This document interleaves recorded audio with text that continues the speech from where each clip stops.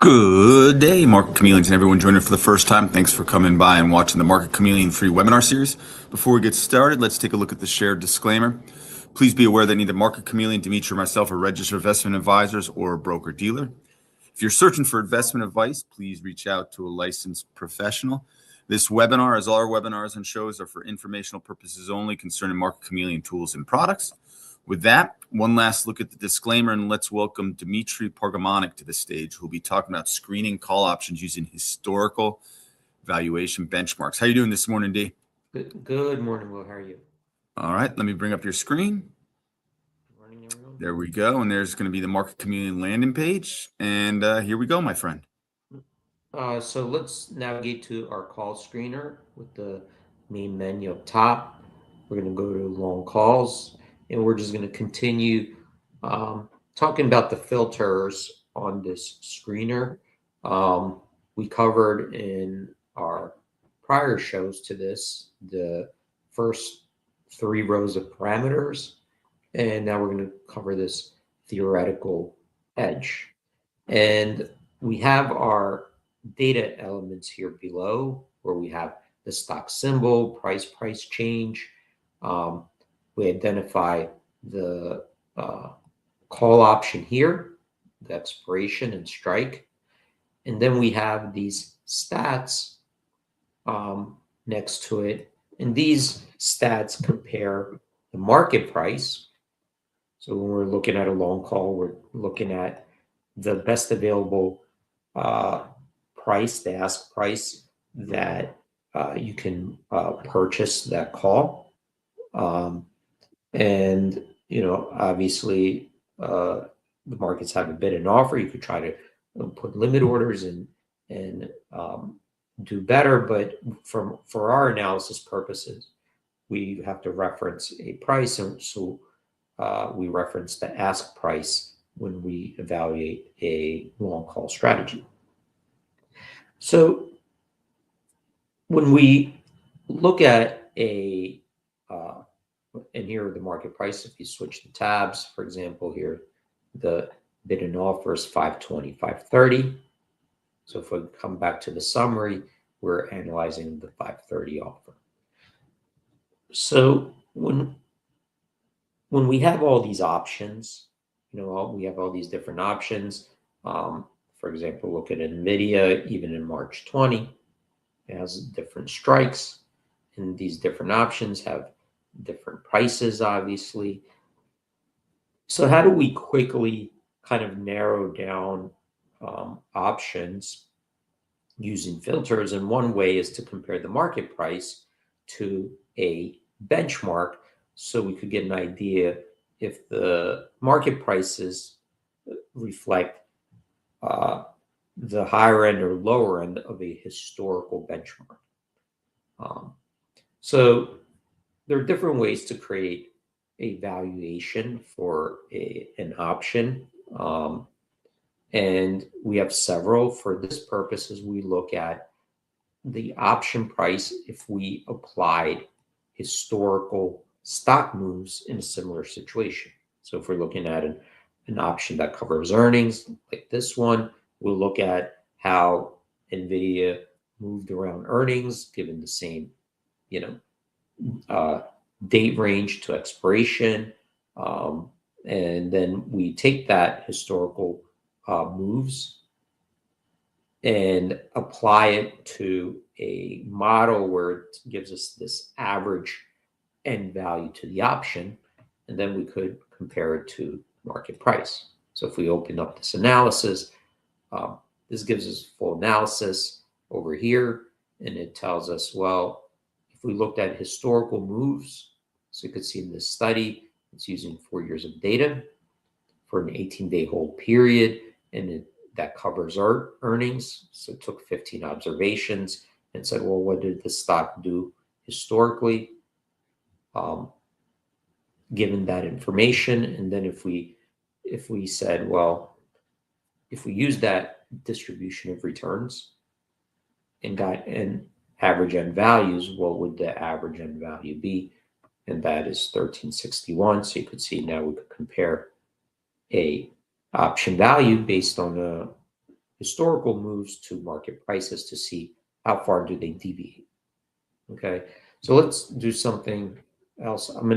This is right now defaulted all to March 20th expiration. We could change that. Let's say we change it to options that expire in the next 30 days. So this will give us multiple expirations to analyze. It'll bring back call options that expire within the next 30 days. So you can see here now we have different expirations: March 2nd, March 4th, February 27th. Some of them have earnings, some of them may not have earnings. So we could keep narrowing it down. And let's say we want to find options without earnings. And we did this earlier, but we could just click on this and say, well, show me options where the earnings is after expiration, or options that don't have earnings like ETFs. So now this brought us back a different batch of stocks. And you can see here, this is sorted right now by market cap. So this brought us back a bunch of Apple options. So these are different options, different expirations, different strikes. And now let's say we want to narrow it down, and perhaps we're looking for something where the call option is right now, the market price is below its historical average, or below its historical benchmark when we apply historical stock moves. Okay, so we apply this historical distribution of returns, and we're looking for something that's below.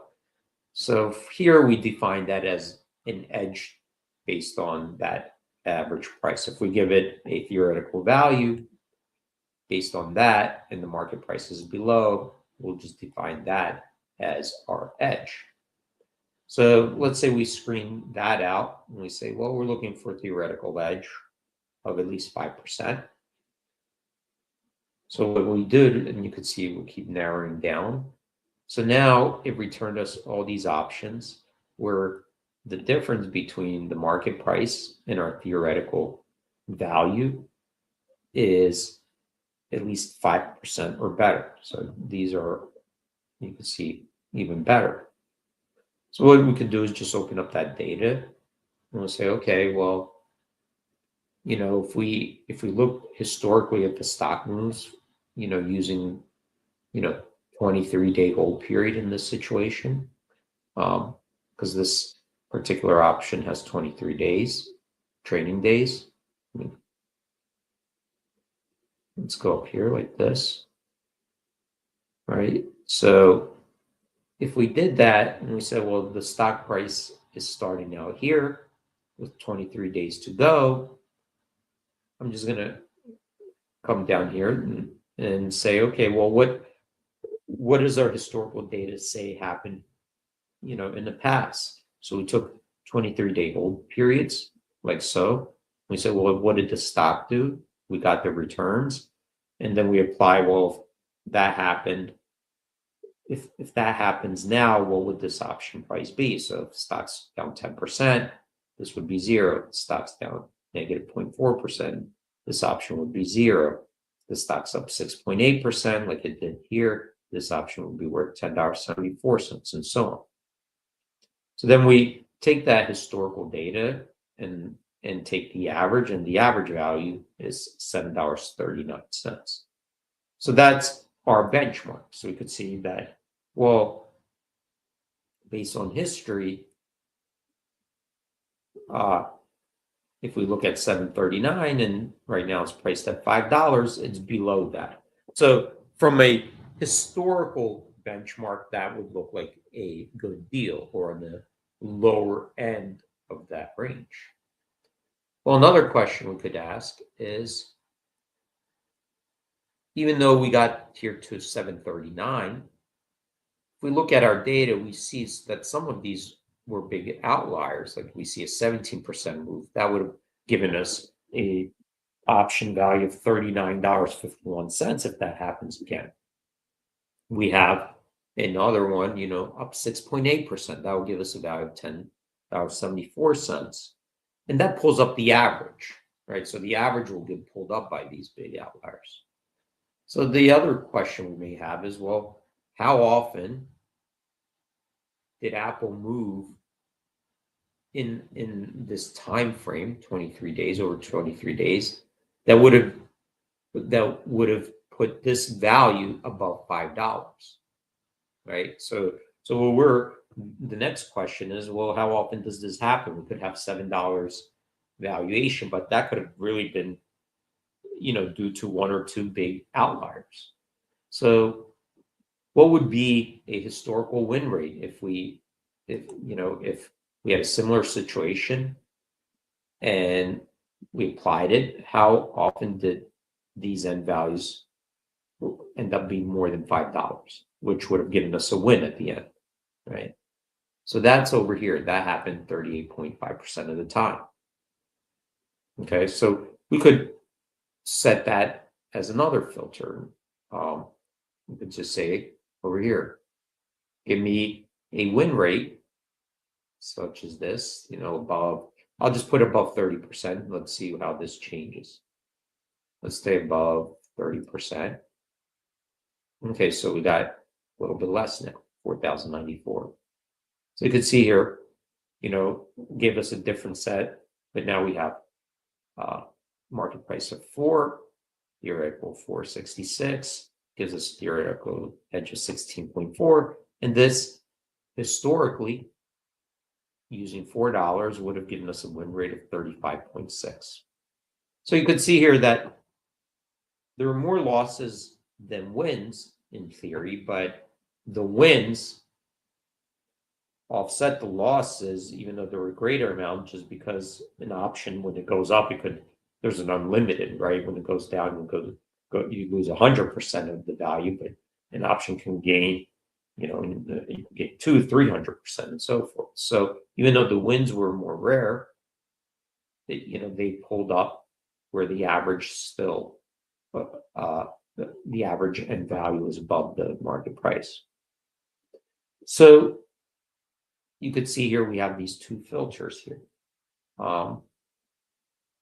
This other one over here is probability of touch. So the win rate here, that reflects the end value of the option, if you held it for that entire period, 20 days. But within those 20 days, there's volatility. And anytime within those 20 days, the stock could have gone up by even more than it ended up at the end of the last 20 days. Like day 5, it could have been up 5%, but by day 20, you could only be up 3% because it retraced.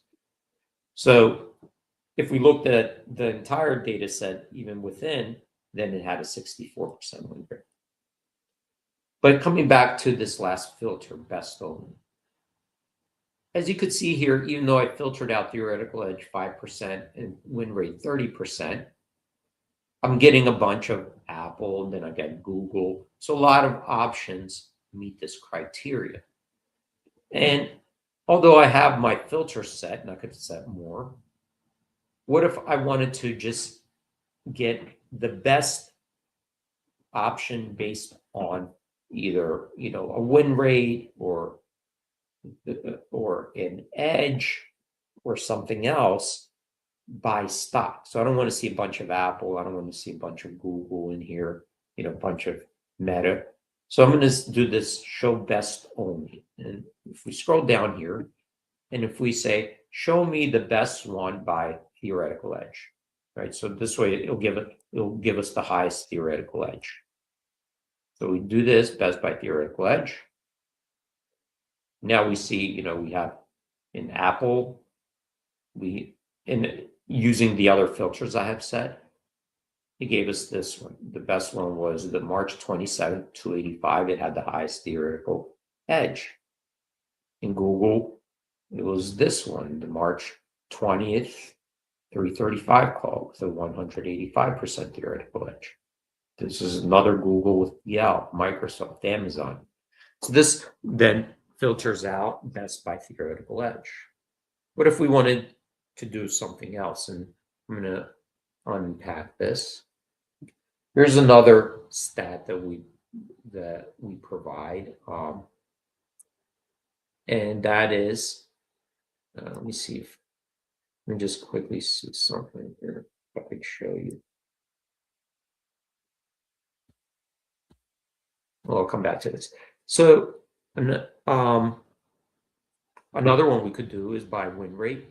So if we go here, and we're like, okay, I'm going to set my theoretical edge at 15%, right? But with 15%, I'm looking for a minimal win rate, that this happens frequently. So let's say we set it to best buy theoretical win rate. Okay. So I could even, yeah, let's keep it best buy theoretical win rate, but it has to be at least 30%, okay, or higher. So best buy theoretical win rate. Now this gives us a different batch. So here in Apple, there's an option with a theoretical edge of 22% with a win rate of 46.2. Okay. In Google, we have actually a tie between three. Google L, we have a tie, and then Amazon, a couple of them to tie. So you could get a couple of them if the best one is tied, with the win rate. So Will, I'm going to stop right there. I covered what we wanted today was these three filters. Hey D, thanks for bringing this webinar to the Chameleon community. It's always appreciated, my friend. Thanks everyone for joining. Stay safe. Have a great trading day. We hope to see you tomorrow. See you tomorrow, my friend. Thank you very much. Hey everyone, thanks for joining another Market Chameleon webinar. These webinar series are very helpful, and we very much appreciate the fact that Dimitri puts these on basically every trading day that we can. So everyone have a safe trading day. Remember to like and follow us on all the social platforms. Thumbs up, always appreciated. Everyone have a safe trading day, and we will see you tomorrow.